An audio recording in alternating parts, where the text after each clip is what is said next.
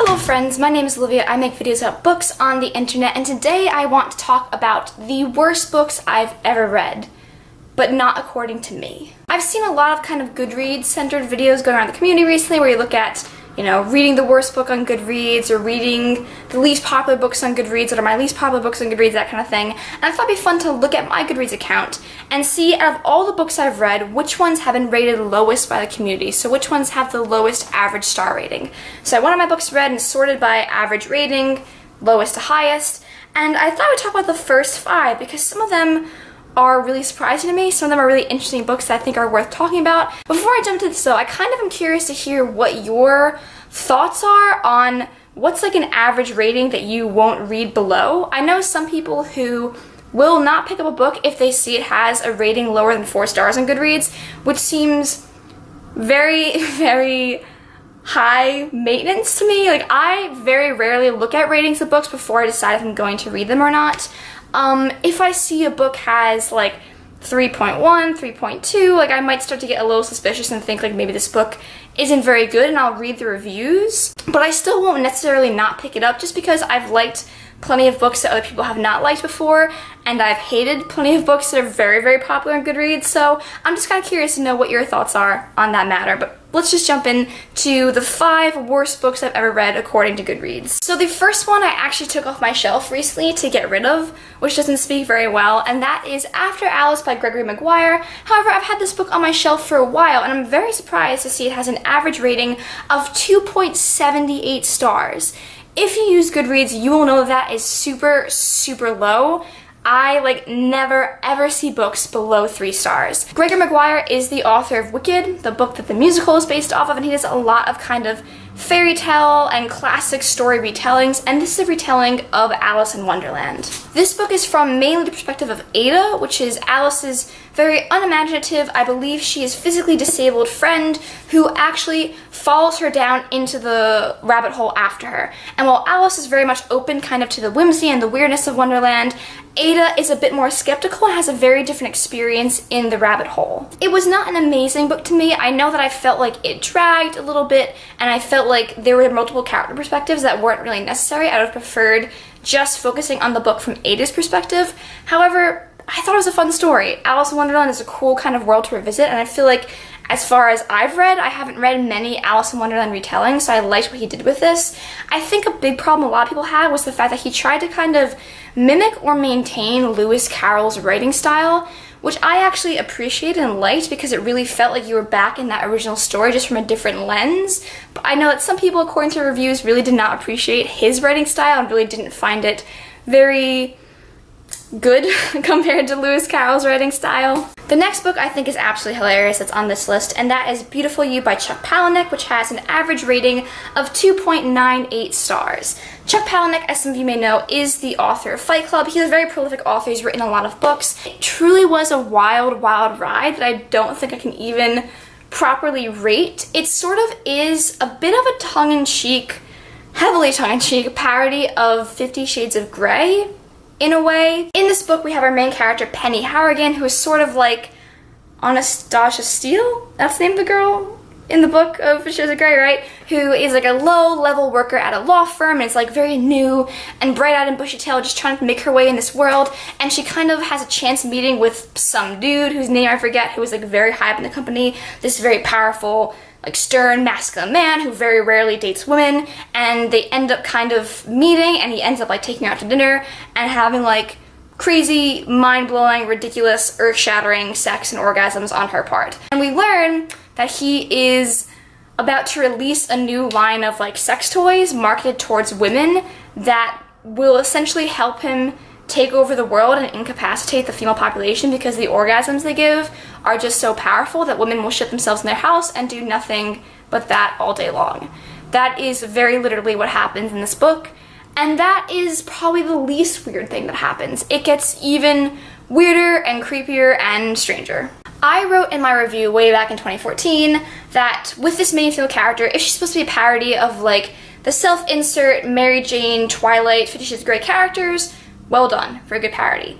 If not, if she's just supposed to be a character in this story, then yikes, because If this is not a parody, the way that he writes women is potentially extremely problematic, but I did tend to lean on the side of this is intense parody and satire. He is trying something ridiculous and outrageous in this book, and I actually kind of enjoyed it. It was weird, it was wacky, it was truly unlike anything I've ever read. Towards the end, it began to get more and more ridiculous to the point that I was like, okay, this is a little bit too much, but it was, at the end of the day, a really fun reading experience, which I think warrants it on my part a 3-star rating, which is what I gave it. The next book on my list, the third lowest rated book that I've ever read, is Zenith, the Andromeda Saga, Volume 1, Book 1 by Sasha, Alsberg, and Lindsay Cummings, which has a 3.12 star rating. I talked about this book, I want to say in my March wrap-up, because I read it earlier this year. I don't know how hard I went on the book in that wrap-up. I don't know how nice I was, because I still felt a little bit weird about trashing a book by someone in our community, because I do like the idea of booktubers like pursuing creative passions. And that being said, it really wasn't good. I really didn't like it, like, at all. The writing was maybe the best part about it. If I had to rank, like, writing, characters, prose, all of that, it still felt like a little bit juvenile, though, like the use of, like, metaphors and similes and trying to creative language just felt like someone still testing out their writing style and trying very, very hard to be, like, melodramatic and mature and intense and adult, and it just came off a little silly at times and not very mature. Characters are a bit 2D. They tried to make Andy this really dynamic character by making her, like, really murderous, but, like, feeling bad about murdering, and just didn't really fly, and the other characters didn't really stand out. They all felt very flat as well. I don't want to trash this book right now. It's not really fun because I really want it to be good, but it wasn't. So the fourth lowest rated book on this list, I'm hella pissed about because I love this book, and that is Universal Harvester by John Darnielle, which I just read in May, and it has an average rating of 3.25 stars, which I don't think is bad by any means. If I saw that, I would not read the book, but I thought this book was fantastic. I love John Darnielle's writing. He also wrote Wolf and White Van, which is my favorite books of last year, and he is the man behind the Mountain Goats musical group, so he writes that music, and that music is absolutely beautiful and amazing. And I thought this book was so cool and so unique and so dark and so interesting. The plot basically starts off with our main character, Jeremy. I always forget main characters' names, don't hold that against the author, who works basically at a video hut, basically a Blockbuster back in the 90s in Iowa, and people begin to return tapes to him with this kind of weird complaint that, like, there's something else on the tape, like there's something that's not supposed to be there on the tape, and he starts to kind of watch these tapes and find these very weird and off-putting and kind of disturbing videos, all clearly filmed by, like, the same person, and he has, like, this desire to kind of, like, investigate, and he ropes a few other people into this mission as well. But it's not really, like, a mystery thriller novel. It does start off with that, and that is brought in throughout, but it brings in a lot of other really interesting storylines as well that all weave together in the end in a really cool and unique way.